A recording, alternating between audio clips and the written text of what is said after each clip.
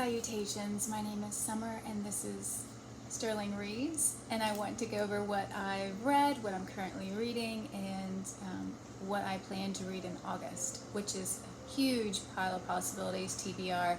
I still call it TBR, even though I never really stick with it because I'm such a mood reader, but I still like TBR.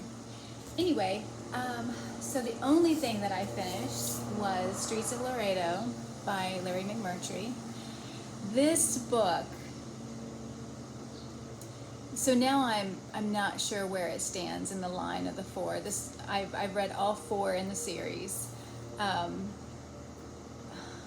loved all of them. This book, it took me a long time to love, but this book made me think about the characters and what was going on the most. And I think that I struggled so much with this book because the first three, he gave me what I wanted. Like, he was constantly giving me, characters that I liked, and adventure, and, heartwarming moments, and all of that. Gave me everything. In this book, he killed characters that I loved, like that. Gave me new characters that I didn't like or I couldn't relate to. I just didn't have, I had sympathy for them, but I just didn't get any feelings for. So it was just upsetting because I wanted what I wanted from him and he didn't give it to me. Until I got to maybe page 400. And then I started to see this book in a totally different way. And it's a fantastic book. Do not compare it to the other three or you're not going to like it. But I absolutely love this book. And I wish I knew how to make vlogs and that you could have been with me the whole experience, because are you coming over? Got Rollo. You can come up and laugh. I'll move the books over. Because it was a whirlwind. It was just craziness. I'm gonna move him so you can see him maybe. This is Rollo. Okay, so anyway, absolutely loved it. Do not compare it to the other ones because you'll be upset. It's fantastic. Okay. Now that's the only thing I finished. And I really have been working on reading one book at a time, so that's why I actually was able to finish a book, but I'm in the middle of, and I didn't finish one I really wanted to finish because I wanted to put my full focus on that one. So I am still reading Sane Living in a Mad World by Robert Rodale. I am still reading along with Mark over at Book Time with Elvis. He has a video where he's reading this book out loud to all of us, and I'll link Mark's channel down below. He'll be mentioned again before this video is over. Now here comes Sterling. Anyway, I'm really enjoying reading along with him. Another thing that I would have had this one finished. Sorry, the cat hair is flying. I have a fan down by my feet and it's blowing it all up. Anyway, I would have had this finished, but I've been focusing on Streets of Laredo. And here is Slay. Here's my Sterling boy. Anyway, and that's a Natural History of Dragons, a memoir of Lady Trent by Marie Brennan.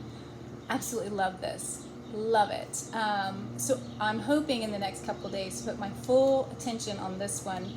But I'm wanting to finish one other book before I completely put my attention on that, and that is Kingdom of Copper. This is the second book in the Daevabad trilogy. I have read this in the past. This one, I don't know, I just love Ali so much, and I feel like he's in this one more, or his character he has a lot of character growth in this one more or something. But I'm loving my reread of this. So I want to finish this one, then I'll go to A Natural History of Dragons, because I just came back from the library and I got in Empire of Gold. And this is the third and final book. I have not, I mean, I think it's the final book. I don't think he has written anything else. No, it's a woman. I'm so sorry. It's a woman. Gosh. Anyway, so I'm really excited about finally getting to this. It'll be my first time reading and finishing the trilogy. Also from the library, okay, now I am a book snob when it comes to romance. I'll admit it, I'm guilty of it. I just see certain books and I just have no interest in reading them. When I was a teenager, I tried Daniel Steele and some other authors I can't think of right now, and I just did not get into them at all, just did not like them. But I was doing chair yoga at the senior center today. We call it the club. And there was a woman who was talking about how she loves Robin Carr. And to me, Robin Carr is like, I don't want to say like trash, because it's not. I think of her as a wholesome writer. Here's my Sterling boy. Hopefully he doesn't jump on that. But I just don't, I don't know. I'm not going to go into it. But I went to the library, I went to the bookshelf, looked up Carr, and I found this one. And I thought, you know what, I'm going to give her a chance. I don't really think it's fair to say you don't like an author if you've never read anything by them. So, The Life She Wants by Robin Carr. We will see. I don't know what it's about because the back doesn't, like, I don't read what other people think of things because most of the time I disagree. Not all the time, but, you know, other people's opinions is kind of like, you know, what are you doing? It's so silly. Anyway, I'm going to try this. We will see if my opinion changes about her or not. But I usually give an author, if I'm willing to try an author, I give them 3 tries. There's a new to me author, and I just picked this up at the library, and I'm excited about it. And I don't know anything about it except for there was a booktuber who I don't really know. I'm subscribed to them, but I haven't had a chance to watch the videos, and so I can't think of his name right now. But he just gave 5 stars to Empire of the Vampire by J. Kristoff. I mean, look at this cover. It looks so exciting, and it's a big thing. I love thick books, and it was funny because I was talking to the librarian, and I said, I got a lot of big ones today, and she's like, yeah. But anyway, I'm excited about that. Okay, so let's talk about Mark over at Book Time with Elvis. Him and Sean D. Standfast are having August of Adventures. So they have 5 books, I believe, that are listed for what they plan to read each week, and then Robin Crusoe's at the end. And I believe it's The Lost World, King Solomon's Mines, Tarzan, Treasure Island. So I think that covers all of them. I will link their channels down below so that way you can go check it out and see if you want to have an August of Adventures. They say you don't have to read the books they're reading. They do have it set up like each week they're reading a different book, and but they say if you're reading anything adventurous, you are in with August of Adventures. So something else that Mark is doing is he will be reading The Warden by Anthony Trollope with Steve Donahue. And so I'm not sure how it's going to go. They read one of them reads a chapter maybe one day and then the next day, or I don't know how it's going to go. But I will link their channels down. Mark's already linked down below. But I'll link Steve's channel also, so that way you can see the announcement, and I'm sure they will tell us more about it, or we'll just find out. So anyway, I'm excited. I have not read anything by him before, so we'll see. I do own quite a few of his though. Something else while I'm talking about Mark, I'm hoping that we get to Jamaica M by Daphne du Maurier this August. If not, we can push it into September or whatever. But was it earlier this year or last year I read Rebecca did a buddy read with him for that. And also he had told me about some of her short stories, like the birds, that collection. I think there may be 4 in that collection, and I've only read 2 because I got them from the library and I had to send them back. So, but anyway, hopefully we can get to that. I have 4 more things. So I have never read Alice's Adventures in Wonderland and Through the Looking Glass. I have never read either one of those by Lewis Carroll. So I am looking forward to finally, getting in that world and seeing about the writing and all of that, because it seems like it'll be an interesting place to go. Another part that has to do with like adventures is, and I love these little editions. This is To the Holy Shrines, Sir Richard Burton. I'm excited about this tiny little book. I think it's like under 100 pages, but it's part of the Penguin Great Journeys. I don't know what it's about, but To the Holy Shrines. So something else, I've been really wanting to get back to Lewis and Clark, and I have never read their journals. So this is a library book, The Journals of Lewis and Clark, and it's edited by Bernard Devoto. Might have mispronounced his name, but I'm excited about this because I've read about Lewis and Clark before.